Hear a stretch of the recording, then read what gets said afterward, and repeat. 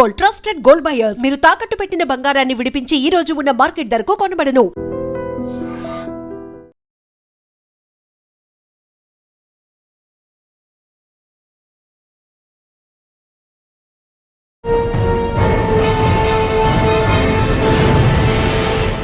Welcome to crime diaries. ఈ వారం మన guest one of the best women IPS officer.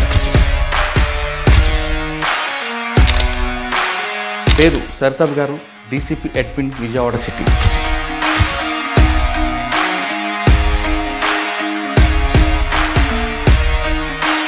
Police uniform అనేది by ఛాన్సా by choice? Middle class family, అందరూ చదువుకున్న వాళ్ళు. డిపార్ట్మెంట్లో కమ్యూనికేషన్స్లో చేశారు. కొంతకాలం తర్వాత ఈ బెత్తం బాగుందా, లాఠీ బాగుందా? అంటే టీచింగ్ బాగుందా, పోలీస్ బాగుందా అంటారా? రెండు కలిపి పోలీసింగ్ చాలా అవసరం అండి. బికాస్ పోలీస్ అంటే క్రైమ్ డిటెక్షన్ మాత్రమే కాదు, క్రైమ్ ప్రివెన్షన్ కూడా.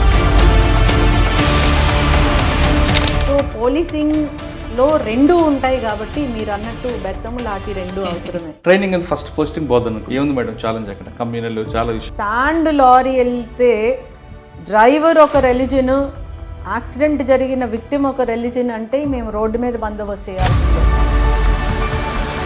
4 or 5 times నైట్ టైం శవాన్ని కాపలా కాసిన రోజులు. కానీ అక్కడ ఒక మతానికి సంబంధించిన వర్గం వాళ్ళు ఎక్కువగా ప్రజలిస్తుంటారు, వాళ్ళ ఇన్వాల్వ్మెంట్ ఎక్కువ ఉంటుంది అనుకుంది. మీకేమైనా ఎదురైంది అది? అప్పట్లో ఉన్నాయండి, అవి ఉన్నాయి. దాన్ని బ్యాలెన్సింగ్గా వెళ్ళడమే ఛాలెంజ్.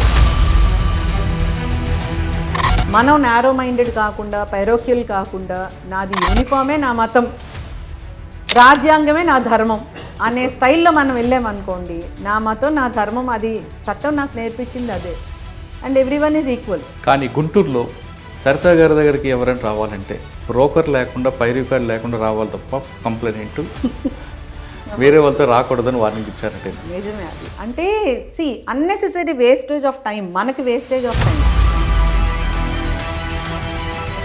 థర్డ్ పర్సన్ అవసరం లేదు పాపం, అనవసరం మీరు వాళ్ళ దగ్గరికి వెళ్ళి వాళ్ళకి ఏమన్నా మీరు ఏదన్నా చెయ్యాలి, ఇట్లా లాలూచీలంతా అవసరం లేదు. అన్ని వింగ్స్ చూసారు కదా, మీకు అందులో బాగా ఎక్స్పీరియన్స్ ఉంది కాబట్టి మీకు బాగా ఇష్టమైన వింగ్ ఏం వచ్చిందండి? నా రెగ్యులర్ పోస్ట్ నాకు ఇచ్చింది విమెన్ ప్రొటెక్షన్ సెల్ అండి, విమెన్ అండ్ చైల్డ్ ఇష్యూస్. అది డీల్ చేయడం, అది నేను ఇష్టంగా చేశాను, మనసు పెట్టి వర్క్ చేశాను. అందులో మీకు ఏదో ఒక వింగ్లో హ్యాపీగా ఉంది. Women protection sell I did with heart అండి. మంచి ప్రోగ్రామ్ స్టార్ట్ చేశాము, ఆపరేషన్ స్వేచ్ఛ అని ఒకటి స్టార్ట్ చేశాము. అదేంటంటే చైల్డ్ లేబర్కి అగెయిన్స్ట్ అన్నమాట. దానికి వైడ్ రికగ్నిషన్ వచ్చింది. తమిళనాడు గవర్నమెంట్ హ్యాస్ ఫెలిసిటేటెడ్ అస్. చాలా పిల్లల్ని సేవ్ చేశాము, రెస్క్యూ చేసి మళ్ళీ బ్యాక్ టు స్కూల్ పంపించాము. పిల్లలకి తల్లిదండ్రుల గ్యాప్ రావడానికి కారణం ఇప్పుడున్న పిల్లలు అంటే జెన్జీ కిడ్స్. మనకింత ఇన్ఫర్మేషన్ లేదు, వాళ్ళకంతా ఇన్ఫర్మేషన్.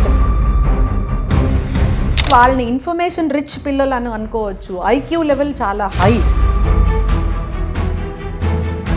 మనం అప్పటికే చాలా త్యాగం చేసేస్తున్నాము, నేను కాబట్టి నా పిల్లల్ని ఇంత బాగా పెంచేస్తున్నాను అని.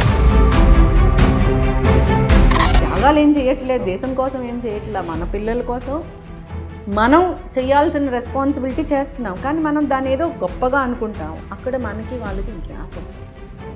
ఈ గ్యాప్ ఎక్కడికి వెళ్తుంది అంటే నువ్వెంత నేనెంత అనే వరకు వచ్చేస్తుంది. So I feel next generation good సిటిజన్గా అవ్వాలంటే ఏం చేయాలి? పేరెంట్స్ ఏం చేయాలి, సొసైటీ ఏం చేయాలి? పేరెంట్స్ ముందు పిల్లలు నువ్వు ఇట్లా ఉండాలి అంటే ముందు నేను అట్లా అవ్వాలి అలా అని. గ్యాప్ వచ్చింది, ఎస్, దానికి ఏం చేయాలి అని పాలసీలోనే చేంజెస్ రావాలి, మన ఆలోచనలోనే చేంజెస్ రావాలి.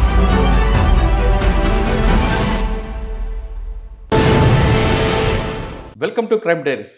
ఈ వారం మన guest one of the best women IPS officer. పేరు సరితాబ్ గారు, DCP admin, Vijayawada city. Combined ఏపీలో మేడం బోధన నుంచి అతని కెరీర్ స్టార్ట్ అయింది. బోధనతో పాటు చాలా ప్లేస్లో పనిచేశారు. ప్రస్తుతం DCP admin. Madam law and order కాకుండా మంచి మోటివేషన్ స్పీకర్. పిల్లల్ని తల్లిదండ్రులు ఎలా పెంచాలి, ఆడవాళ్ళు బాధ్యతలు కాకుండా ఏం చేయాలి, ముఖ్యంగా సైబర్ క్రైమ్ పట్ల అవగాహన ఎలా ఉండాలి విషయం మీద మేడం స్పీచ్ ఎక్సలెంట్ ఉంటుంది. ఆ స్పీచ్ విన్న తల్లిదండ్రులు ఎవరైనా సరే ఖచ్చితంగా మారాల్సిందే, అంత చక్కగా చెప్తారు. ఒకప్పుడు జనరేషన్కి ఇప్పుడు జనరేషన్కి తేడా ఎందుకుంది, ఇప్పుడు పిల్లలు ఎందుకు క్రైమ్ వైపు వెళ్తున్నారు అనే విషయం కూడా మేడం పూర్తిగా స్టడీ చేశారు.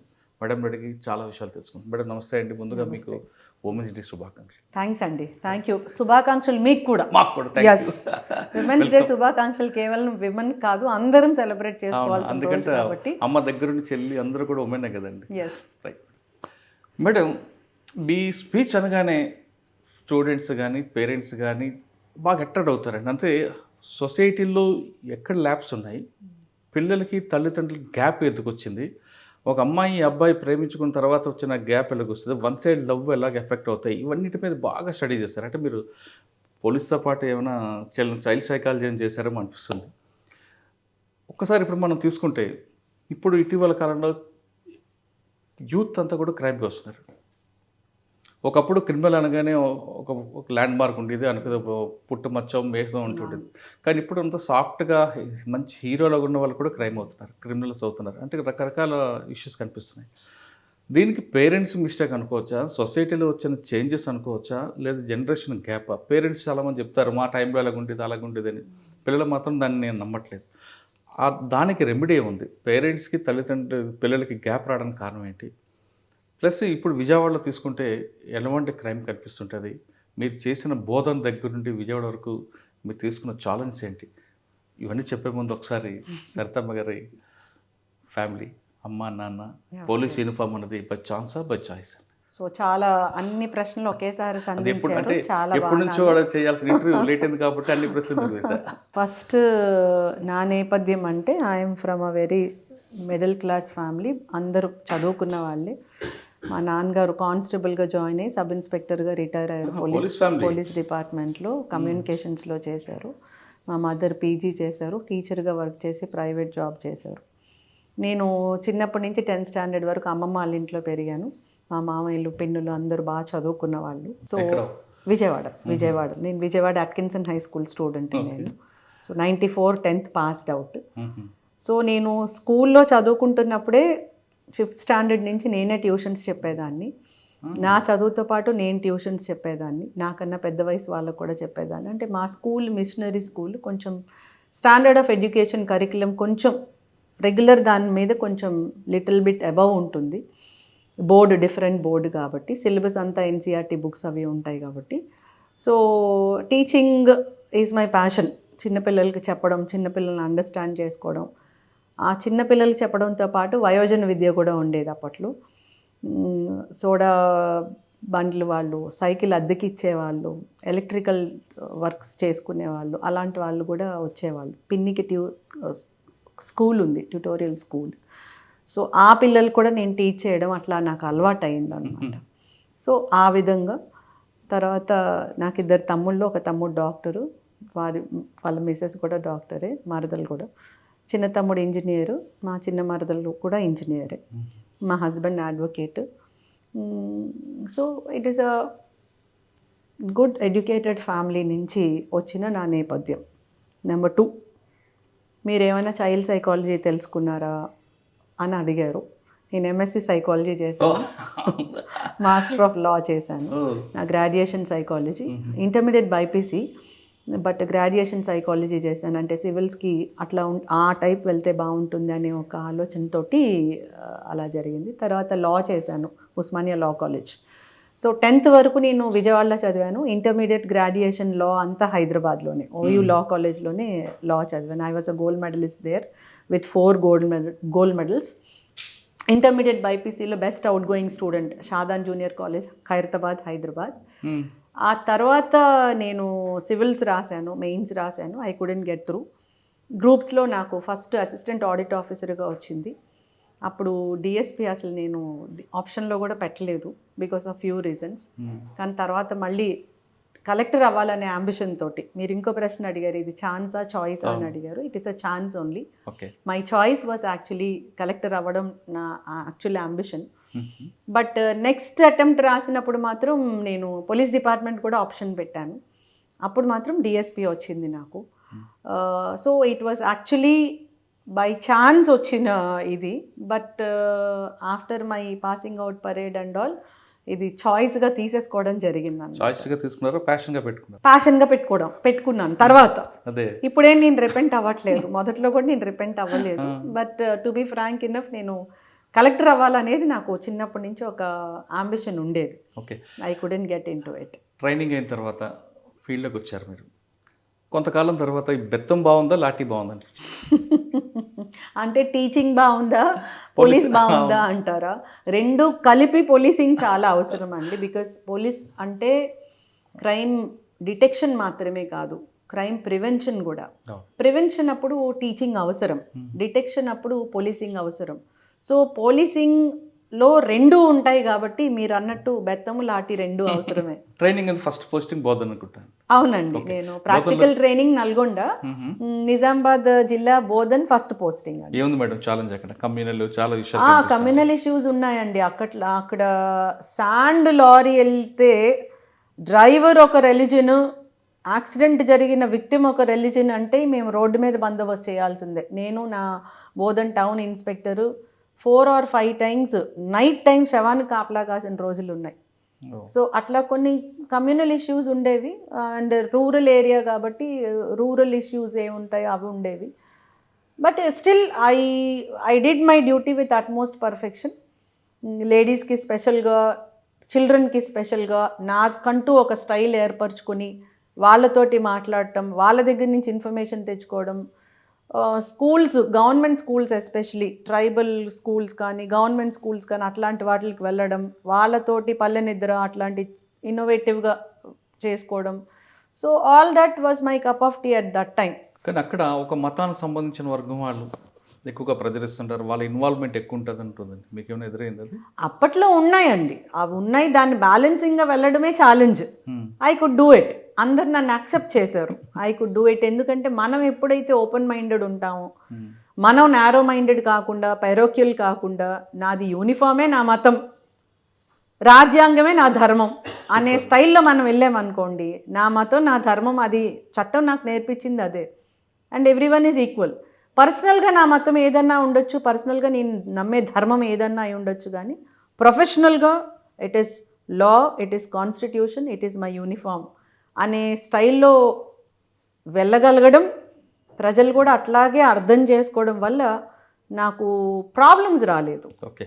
బోధన్ తర్వాత ఏలూరు? బోధన్ తర్వాత వరంగల్ నర్సంపేటలో చేశానండి. అక్కడ చాలా ఇంటీరియర్ ఏరియాస్కి వెళ్ళడం, ఊటాయి, కొత్తగూడ అట్లాంటి ఏరియాస్కి వెళ్ళడం, అక్కడ కమ్యూనిటీ పోలీసింగ్ చాలా చేసాం.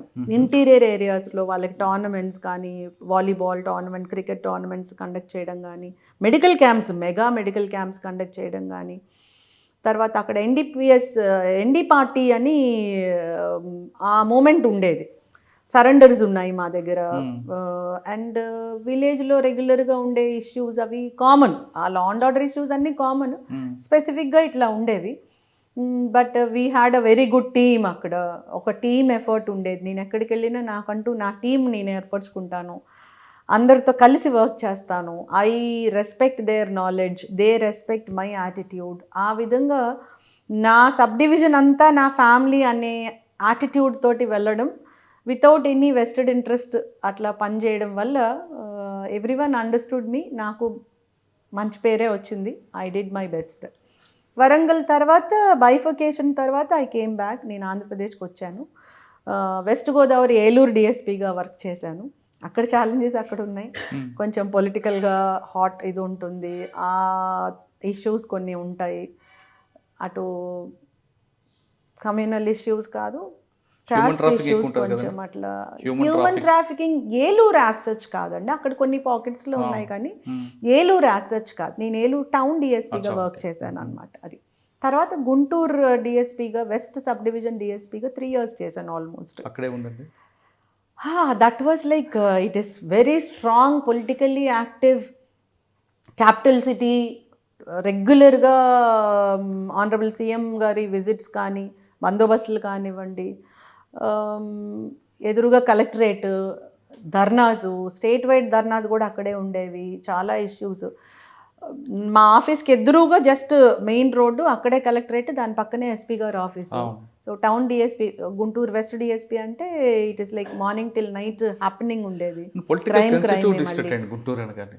రెండు అంటే ఎక్యూజ్డ్ పార్టీ హై ఇన్ఫ్లుయెన్స్ ఉంటాడు, కంప్లైంట్ హై ఇన్ఫ్లుయెన్స్ ఉంటాడు. అవునండి, ఈ ప్రజలు ఎలా తీసుకునేవారండి?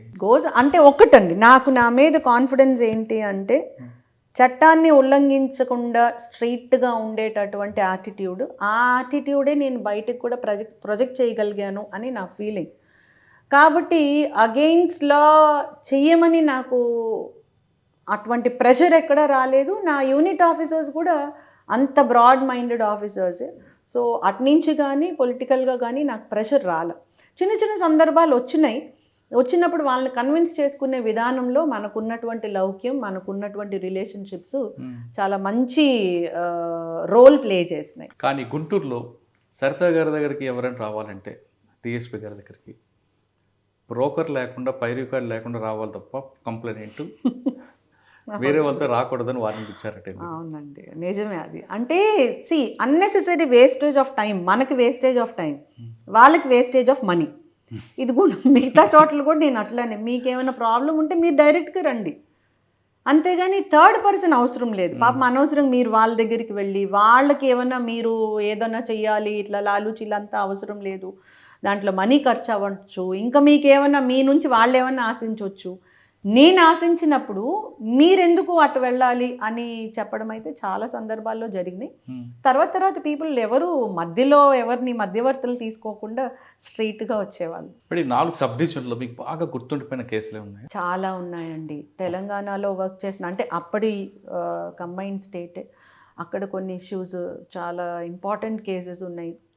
సెక్షువల్ అఫెన్సెస్ అగెయిన్స్ట్ చిల్డ్రన్ కానివ్వండి, ఫ్యామిలీ మీద జరిగిన అట్రాసిటీ కానివ్వండి, అట్లాంటివి. తర్వాత పొలిటికల్లీ సెన్సిటివ్ ఇష్యూస్ చాలా ఉన్నాయండి. ఒక్కొక్క ఏరియాలో ఒక్కొక్క స్పెసిఫిక్ ఇష్యూస్ ఉన్నాయి.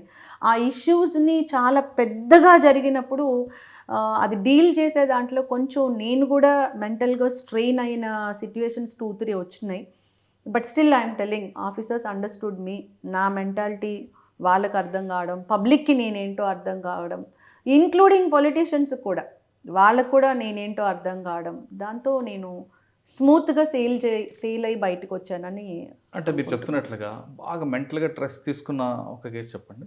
కొన్ని ఉన్నాయండి. అంటే చైల్డ్ మీద ఒక సెక్షువల్ యాక్ట్ జరిగి ఎవరు చేశారు అనే అతని మీద కూడా మాకు ఇన్ఫర్మేషన్ ఉండి, అతను పారిపోయి, అతను ఖచ్చితంగా పట్టుకోవాలి, షూట్ ఎట్ సైట్ ఆర్డర్ ఇవ్వాలి అని చెప్పి ప్రజలందరూ కూడా రోడ్డు మీదకి వచ్చి పెద్ద ధర్నా చేయడం జరిగింది, చాలా పెద్ద ధర్నా.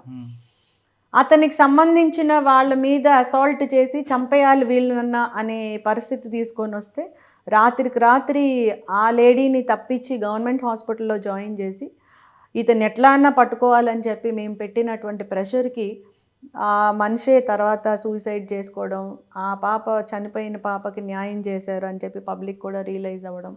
ఈ నైట్ అంతా, ఆ రోజు మధ్యాహ్నం నుంచి రెండో రోజు మధ్యాహ్నం వరకు మేము పడినటువంటి ప్రెషర్ కానీ, ఆ స్ట్రగుల్ కానీ, it taught me so much. అట్లానే వరంగల్లో కూడా అంతే. అప్పటి నుంచి ఉంది, తర్వాత ఈ మధ్యన 2 కూడా జరిగినట్టున్నాయి కదండి. వరంగల్లో వర్క్ చేసినప్పుడు ఒక దగ్గర పాప మీద 4 బాయ్స్ సెక్షువల్ అఫెన్స్ చేసి, ఆ రోజుల్లో, that is in the year 2013, POCSO act 2012లో వచ్చిందండి. 2013 గురించి చెప్తున్నాను. అప్పుడు బ్లూటూత్ అవన్నీ స్టార్టింగ్ పీరియడ్ అన్నమాట. పాప మీద సెక్షువల్ అఫెన్స్ చేసి ఆ పిల్లలందరూ దాన్ని వీడియో రికార్డ్ చేసి ఒకళ్ళ తర్వాత ఒకళ్ళు దాన్ని అందరికీ సర్క్యులేట్ చేసుకొని, తర్వాత పాప ఫాదర్కే ఆ వీడియో రీచ్ అయ్యి, ఆ తర్వాత కేసు రిజిస్టర్ చేయడం, దాని ఇన్వెస్టిగేషన్లో ఆ పాప నేపథ్యం కానీ, ఆ పిల్లల నేపథ్యం కానీ, ఇవి నాకు లైఫ్కి సరిపడా లెసన్స్ నేర్పించినాయి. ఒక నేరం జరిగితే ఆ నేరం కేవలం ముద్దాయి ఈ నేరం చేశాడు, ఇది తప్పు అనే యాటిట్యూడ్ వరకే చూస్తాము. దాని వెనుకున్నవి కూడా, అంటే ఆ నేరాన్ని జస్టిఫై చేయడానికి కాదు, మిగతా నేరాలు జరగకుండా ఇందులోంచి కొన్ని లెసన్స్ నేర్చుకొని అవి మనం పిల్లలకి, సమాజానికి తెలియజేయాలి. ఈ సర్కమ్స్టాన్సెస్ వల్ల ఇట్లాంటివి జరుగుతాయి, ఈ దాడుల వల్ల నేరం జరిగినటువంటి విక్టిమ్స్కే కాదు బాధ, సమాజం మీద తీవ్రమైన ప్రభావం చూపిస్తుంది ఇన్ కోర్స్ ఆఫ్ టైం, వాటిని ఇప్పుడే చెక్ పెట్టకపోతే అని నాకు వండర్ఫుల్ లెసన్స్ నేర్పించినటువంటివి చాలా. రూట్స్కి వెళ్ళాలి. రూట్స్కి వెళ్తే ఏమవుతుందంటే ఆ కేసు ఇన్వెస్టిగేషన్ పర్ఫెక్ట్గా చేయడమే కాకుండా దాంట్లో కన్విక్షన్ రావడమే కాకుండా చట్టపరంగా నేను జస్టిస్ చేశాను అని నాకు ఒక కాన్ఫిడెన్స్ రావడమే కాకుండా ఇట్లాంటి ఇన్స్టెన్సెస్ రిపీట్ కాకుండా ముందే పబ్లిక్ ఒక టైప్ ఆఫ్ అవేర్నెస్, ఒక సెన్సిటైజేషన్ చేయాలి అనిపించిన సందర్భాలు నాకు చాలా వచ్చినాయి. Because I go into root cause. నాకు పర్సనల్గా అట్లా అలవాటు అయిపోయింది. ఓకే అండి, 4 సబ్ డివిజనల్ తర్వాత అడిషనల్ ఎస్పీ. అడిషనల్ ఎస్పీ ఎక్కడండి? నేను అడిషనల్ ఎస్పీగా ఎస్పీ విమెన్ ప్రొటెక్షన్ సెల్ అని పోస్ట్ ఇచ్చారండి. సో ఫ్రాంక్లీ నేను అడిషనల్ ఎస్పీ పోస్ట్ చేయలే. అడిషనల్ ఎస్పీ అడ్మిన్ కానీ ఒక యూనిట్లో అడిషనల్ ఎస్పీ కానీ నేను చేయలే. నా పోస్టింగే సిఐడిలో ఎస్పీ విమెన్ ప్రొటెక్షన్ సెల్ అని ఇచ్చారు. So I was called as SP women protection cell only. అది ఒక 6 years వర్క్ చేశాను అనమాట పోలీస్ హెడ్ క్వార్టర్స్లో. సిఐడిలో విమెన్ ప్రొటెక్షన్ సెల్తో పాటు అదనంగా ఎన్ఆర్ఐ సెల్, నార్కోటిక్ సెల్, వీటితో పాటు ట్రాన్స్జెండర్ పర్సన్స్ ప్రొటెక్షన్ సెల్, వాటిని నేను చూశాను. కొన్ని అటాచ్మెంట్స్ కూడా వచ్చినాయి. ఎకనామిక్ అఫెన్సెస్ అటాచ్మెంట్ చేశాను, జనరల్ అఫెన్సెస్ అటాచ్మెంట్ చేశాను, సైబర్ క్రైమ్ అటాచ్మెంట్ చేశాను కొన్నాళ్ళు. There was a period where అన్ని వింగ్స్ నేనే చూసినటువంటి సందర్భాలు కూడా ఉన్నాయి. అలా ఇట్ వాస్ గుడ్ ఎక్స్పోజర్. అంటే అన్ని వింగ్స్ చూసారు కదా, మీకు అందులో బాగా ఎక్స్పీరియన్స్ ఉంది కాబట్టి మీకు బాగా ఇష్టమైన వింగ్ ఏం వచ్చిందండి? నేను నా రెగ్యులర్ పోస్ట్ నాకు ఇచ్చింది విమెన్ ప్రొటెక్షన్ సెల్ అండి. విమెన్ అండ్ చైల్డ్ ఇష్యూస్ అది డీల్ చేయడం. అది నేను ఇష్టంగా చేశాను, మనసు పెట్టి వర్క్ చేశాను. ఎక్కడా కూడా డిమోటివేషన్ కానీ లా అండ్ ఆర్డర్లో లేనని కానీ అలా లేకుండా ఫోకల్ నాన్ ఫోకల్ అని పెట్టలేదు కానీ మీరు మల్టీ డైమెన్షనల్ చూసుకొచ్చారు. అవునండి. అందులో మీకు ఏదో ఒక వింగ్లో హ్యాపీగా ఉంది అంటే మీ వింగ్ అంటే ఫోకల్ నాన్ ఫోకల్ పక్కన women protection sell I did with heart అండి. కొత్త కొత్త ప్రోగ్రామ్స్ చేయడానికి నాకు అవకాశం ఇచ్చారు మా సీనియర్ ఆఫీసర్స్. అప్పుడు సిఐడిలో ఉన్న ఏడీజీస్ కానివ్వండి, యూనిట్లో డీజీ గారు కానివ్వండి, మంచి ప్రోగ్రామ్ స్టార్ట్ చేసాము. ఆపరేషన్ స్వేచ్ఛ అని ఒకటి స్టార్ట్ చేసాము. అదేంటంటే చైల్డ్ లేబర్కి అగెయిన్స్ట్గా అనమాట. అది రాష్ట్ర వ్యాప్తంగా ఎవ్రీ క్వార్టర్కి వన్స్ ఒక 1 week ప్రోగ్రామ్ పెట్టుకొని బాల కార్మికులు ఎక్కడున్నా కూడా వాళ్ళని రెస్క్యూ చేయడమే కాకుండా వాళ్ళని మళ్ళీ బ్యాక్ టు స్కూల్ పంపించాలి. సో అలా చేయడము, అది మళ్ళీ ఫాలో అప్ చేయాలి. వాళ్ళ తల్లిదండ్రులతో కూడా మనం మాట్లాడి ఎందుకు వీళ్ళు ఈ బాల కార్మికుల్లోగా ఎందుకు ఉంటున్నారు, మీ నేపథ్యం ఏంటి, దానికి మనం ఏం చేయగలము, అలా వీ హ్యావ్ డన్. దానికి వైడ్ రికగ్నిషన్ వచ్చింది. తమిళనాడు గవర్నమెంట్ హ్యాస్ ఫెలిసిటేటెడ్ అస్. అట్లనే తెలంగాణ విమెన్ ప్రొటెక్షన్ సెల్ వాళ్ళు కూడా దే హ్యావ్ ఫెలిసిటేటెడ్ అస్. చాలా పిల్లల్ని సేవ్ చేసాము, రెస్క్యూ చేసి మళ్ళీ బ్యాక్ టు స్కూల్ పంపించాము. స్కూల్కి వెళ్ళిన తర్వాత పిల్లల మీద కొన్ని ఫ్యామిలీస్ డిపెండ్ అవ్వండి, పేరెంట్స్ డిపెండ్. అవునండి, అవును. మీరు స్కూల్ పంపిస్తారు, వాళ్ళకి ఇన్కమ్ రాదు, మరి ఆ కుటుంబం ఎలాగ మరి వర్క్ అవ్వాలి? కొంతమంది నండి ఇక్కడ హెడ్ క్వార్టర్ దగ్గరలో ఉన్నప్పుడు లేడీస్కి మేము ఎన్జిఓస్ ఎవరు సపోర్ట్ చేయగలిగినటువంటి ఎన్జిఓస్ని ఐడెంటిఫై చేసి ఆ సపోర్టింగ్ మెకానిజం కూడా ఇచ్చాం. But not to everyone. Wherever it was possible to us we did. So అది నాకు ఆ ప్రోగ్రామ్ నాకు చాలా హ్యాపీనెస్ని ఇచ్చింది. దాదాపు 5,000 చిల్డ్రన్ని సేవ్ చేయగలగడం 2 yearsలో.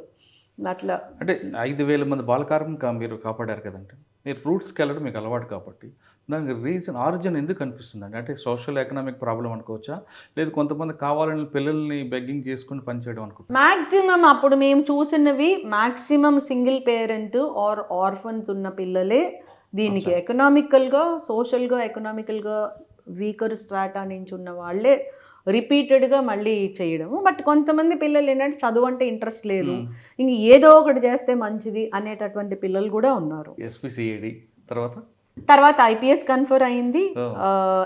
ఫస్ట్ ఎస్పీ అయిపోయింది, ప్రమోషన్ వచ్చింది. ఆ తర్వాత ఐపీఎస్ కన్ఫర్ అయింది. ఐపీఎస్ కన్ఫర్ అయినాక డీసీపీ విజయవాడ పోస్టింగ్ వచ్చింది.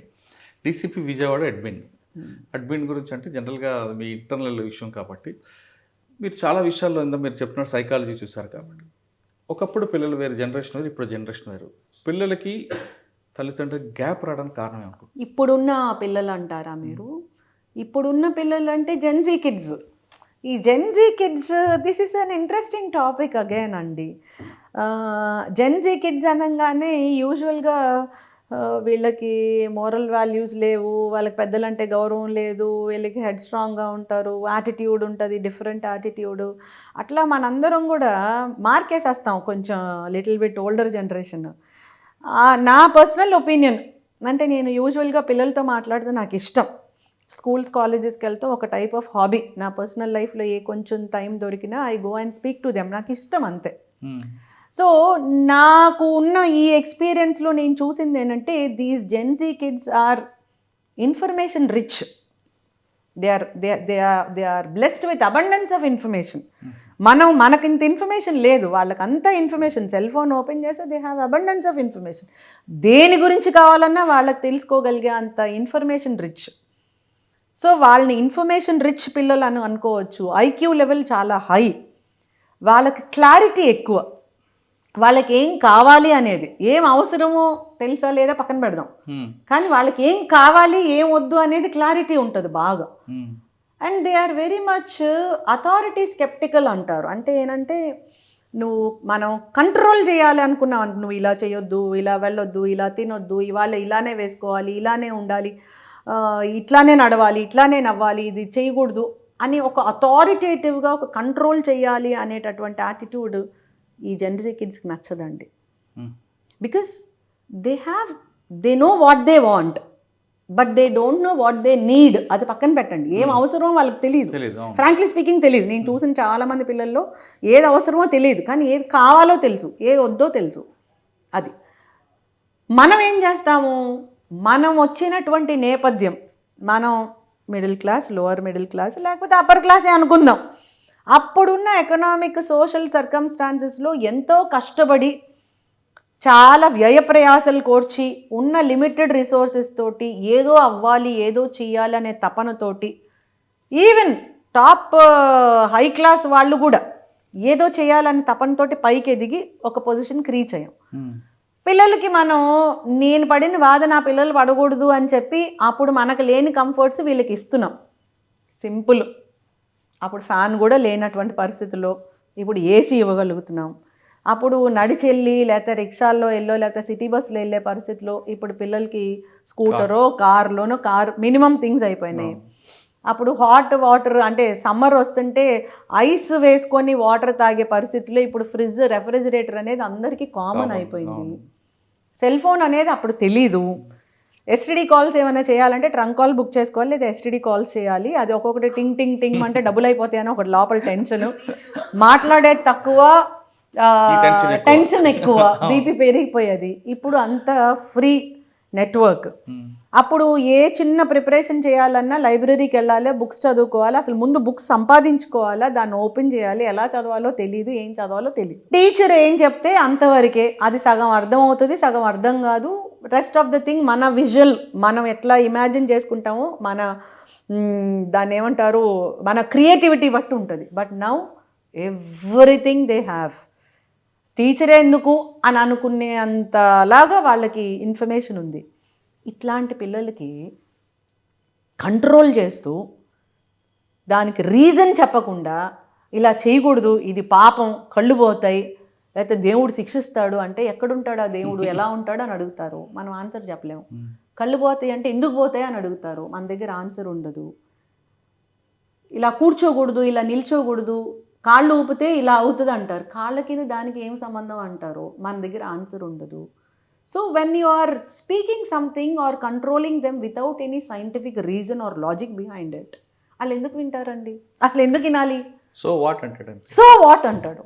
లేదా నేను ఎంతో కష్టపడి వచ్చాను, నువ్వు ఇట్లా ఉండి కూడా నువ్వు మార్కులు తెచ్చుకోలేకపోతున్నావు అంటే అది నీ ప్రాబ్లము, నాకేంటి? నువ్వు కష్టపడి వస్తే నాకేంటి? అంటే ఇప్పుడు నాకు ఇంట్లో ఏసీ ఉంది, నన్ను ఆఫ్ చేసుకొని పడుకోమంటావా? నువ్వు చీకట్లో చదువుకున్నావు అని చెప్పి నన్ను కూడా లైట్ లాపేసి బయట స్ట్రీట్ లైట్లో చదువుకోమంటావా అని అడుగుతారు. అక్కడ గ్యాప్ పెరిగిపోతుంది. మనకు పేషెన్స్, మనకి ఈగో హర్ట్ అవుతుంది. మనం అప్పటికే చాలా త్యాగం చేసేస్తున్నాము, నేను కాబట్టి నా పిల్లల్ని ఇంత బాగా పెంచేస్తున్నాను అనే ఒక ఫాల్స్ నోషన్లో మనం ఉంటాం. మన బాధ్యత అండి, మనం ఏమి త్యాగాలు ఏం చేయట్లేదు, దేశం కోసం ఏం చేయట్లేదు, మన పిల్లల కోసం మనం చేయాల్సిన రెస్పాన్సిబిలిటీ చేస్తున్నాం. కానీ మనం దాన్ని ఏదో గొప్పగా అనుకుంటాం. అక్కడ మనకి వాళ్ళకి గ్యాప్ వచ్చేస్తుంది. ఈ గ్యాప్ ఎక్కడికి వెళ్తుంది అంటే నువ్వెంత నేనెంత అనే వరకు వచ్చేస్తుంది. So I feel this is the reason why there is lot of gap between grandchildren, parents, children, grandparents, parents and children. ఆ గ్రాండ్ చిల్డ్రన్కి గ్రాండ్ పేరెంట్స్కి మధ్య ఆ బాండింగ్ వీళ్ళకు కూడా సీరియళ్ళు ఎంటర్టైన్మెంట్ వాళ్ళ ఓన్ థింగ్స్ పెద్దవాళ్ళకు కూడా అలవాటు అయిపోయింది. గ్యాప్ ఎట్లా, ఆ గ్యాప్ని ఎట్లా ఫిల్ చేయాలి? ఆ ఫిల్ చేయడానికి మనకి వాళ్ళని ఐక్యూ లెవెల్ రీచ్ అయ్యే అంత కెపాసిటీ మనకు లేదు. మనల్ని మనం అప్డేట్ చేసుకోవట్లా. నెంబర్ 1, వాడి సెల్ ఫోన్ ఆపరేట్ చేసినంత ఈజీగా మనం చేయలేం. Because we are not updating our self. వాళ్ళకి చెప్పగలిగే అంత లాజిక్ మనకు తెలియదు. We are not updating our self. అంత పేషెన్స్ మనకు లేదు. ఎందుకు? మనకి మన ఓన్ థింగ్సే చాలా బిజీ పెట్టేసుకుంటాం. దీనివల్ల ఇంకా గ్యాప్ పెరిగిపోతుంది. So problem is not with the Gen Z kids అండి. Problem is because of this gap. అలా నేను పెద్దవాళ్ళని తప్పని నేను అనట్లేదు. నేను పెద్దదాన్ని, నాకు చిన్నపిల్లలు ఉన్నారు. ఆ గ్యాప్ని ఫిల్ చేయడానికి మనం కొంచెం అప్డేట్ చేయాలి. మనం కొంచెం ఓపికగా మెలగాలి. మనం కొంచెం తీరిక చేసుకోవాలి. మనం కొంచెం ఆ బ్రాడ్ మైండెడ్నెస్ తీసుకొని వాళ్ళని అర్థం చేసుకొని వాళ్ళతోటి ఫ్రెండ్లీగా ఉంటూనే, ఫ్రీడమ్ ఇస్తూనే, టోటల్గా వదిలేయకుండా బ్యాలెన్స్ చేసుకుంటూ వెళ్ళాలి. కానీ అంత టైం లేదు కదండి. అంత టైం లేదు, అక్కడే ప్రాబ్లం. టైం లేదు. నాకున్న ఆఫీస్ వర్క్, నాకు టెన్షన్ ఉంటుంది. పిల్లలు ఒకప్పుడు ఏడిస్తే మనకి ఇలాంటి వాళ్ళు మన జనరేషన్లో తినిపించేవారు, చందమామలు చెప్పేవారు. ఇప్పుడు సెల్ ఫోన్ ఇస్తున్నారు. సెల్ ఫోన్ ఇచ్చేస్తే ఏం పెడుతున్నారో తెలియదు, దాని టేస్ట్ ఏంటో తెలియదు, ఎంత తింటున్నారో తెలియదు. దానివల్ల ఒబేసిటీ వస్తుంది, దానివల్ల ప్రాబ్లమ్స్ కూడా వస్తుంది. మనకేంటంటే తొందరగా అయిపోవాలి. ఇక్కడే గ్యాప్ ఉంది అంటున్నాను. So we need to understand ఇప్పుడున్న సిట్యువేషన్, ఇప్పుడున్నటువంటి సర్కమ్స్టాన్సెస్లో పిల్లల నేచర్ ఇది, దానికి పరిష్కారం ఇది అని మనం తెలుసుకొని దానికి తగ్గట్టు ఓపిక చేసుకుంటేనే ఆ బాండింగ్ కరెక్ట్గా వెళ్తుంది. లేకపోతే ఈ గ్యాప్ ఇంకా పెరిగిపోయే ప్రమాదం ఉంది.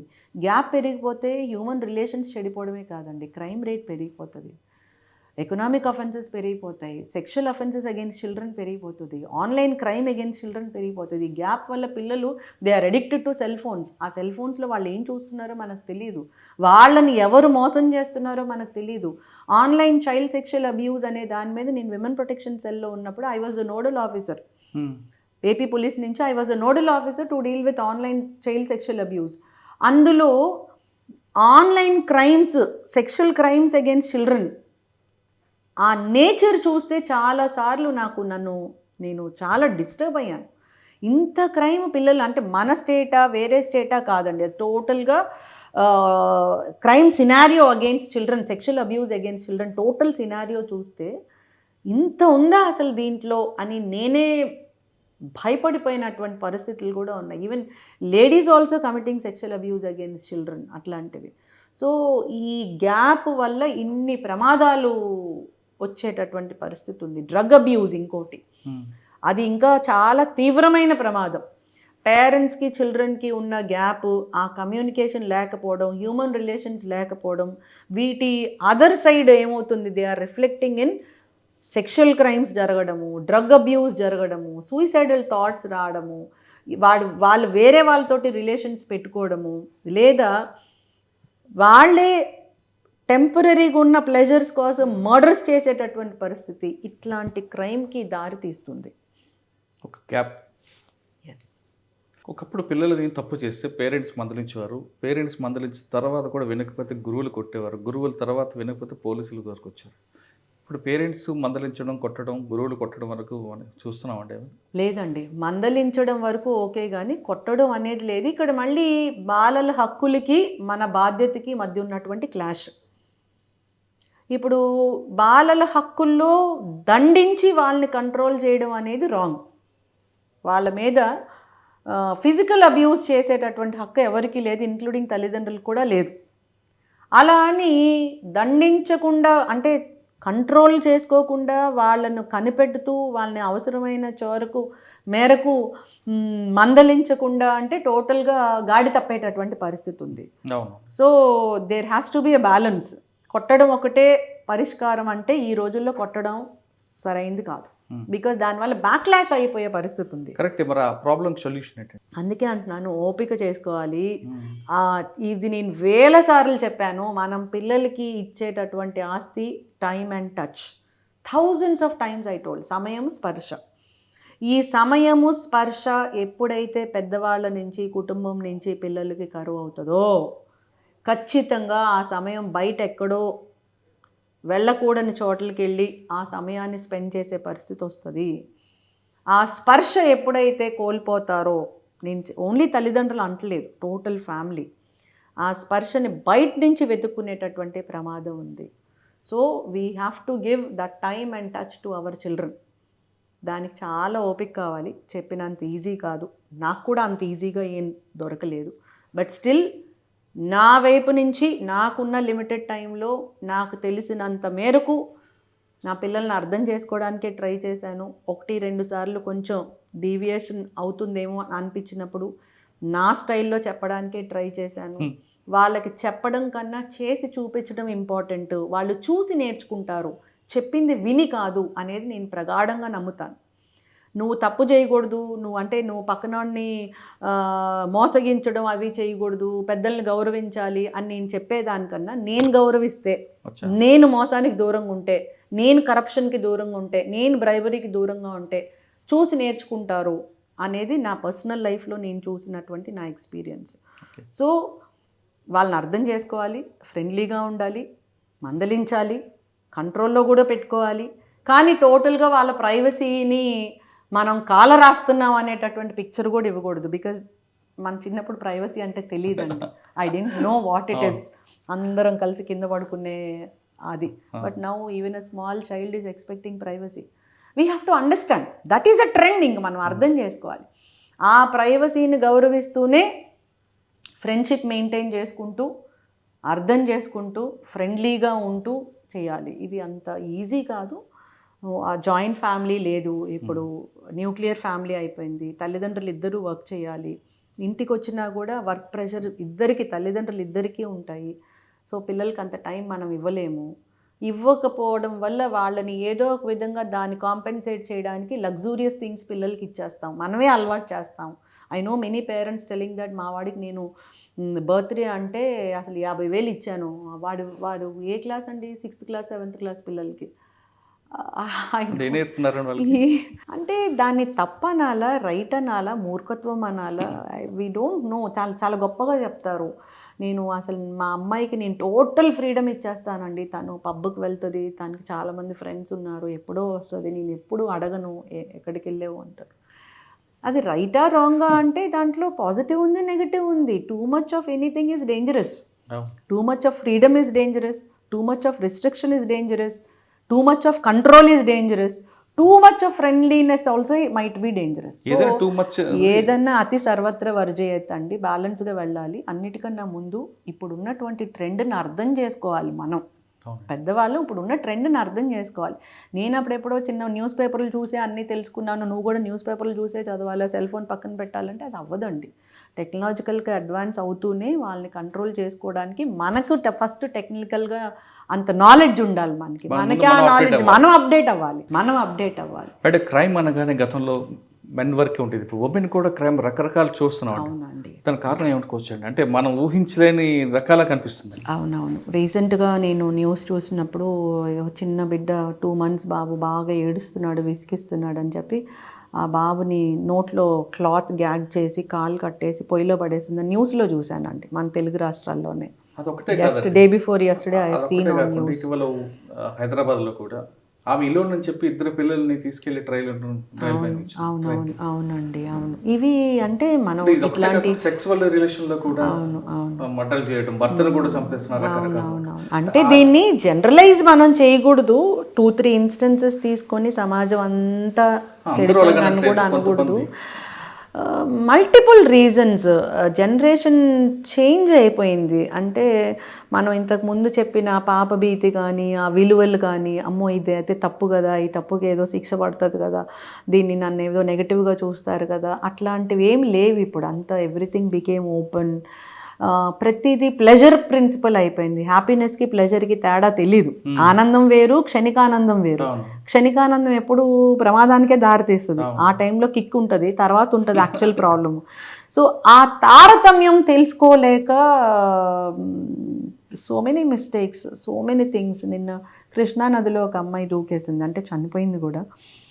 తనకి రీజన్ ఏంటంటే షీ డిస్కార్డెడ్ హర్ హస్బెండ్, తర్వాత ఎవరో తనకన్నా యంగర్ ఏజ్లో ఉన్న వాళ్ళతోటి రిలేషన్స్ మెయింటైన్ చేసుకోవడం, దాంట్లో ఇంకా నెగటివ్ టైప్ ఆఫ్ లైఫ్ స్టైల్కి అలవాటు పడడం, టోటల్గా డ్రింక్ చేయడం, ఆ తర్వాత ఏం జరిగిందో ఆమెకే తెలియని మత్తులో నీళ్ళల్లో పడిపోవడం, ఇలాంటి నేపథ్యం. So there is change in circumstances, lot of information, lot of money, lot of pleasure principle, క్షణికానందాలు, వాల్యూస్ ఏం లేవు, పాపభీత అనేది కూడా లేదు, ఎవరి లైఫ్ వాడిది, ప్రైవసీ పేరుతోటి ఎవరు ఏం ఆలోచిస్తున్నారో తెలీదు, వాళ్ళ మైండ్లో ఏం మెదులుతుందో కూడా తెలీదు.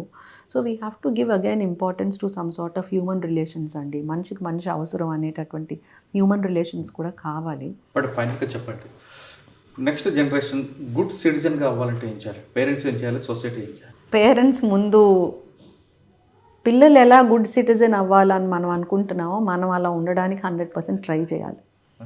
Good parents. Yes, children will see and learn.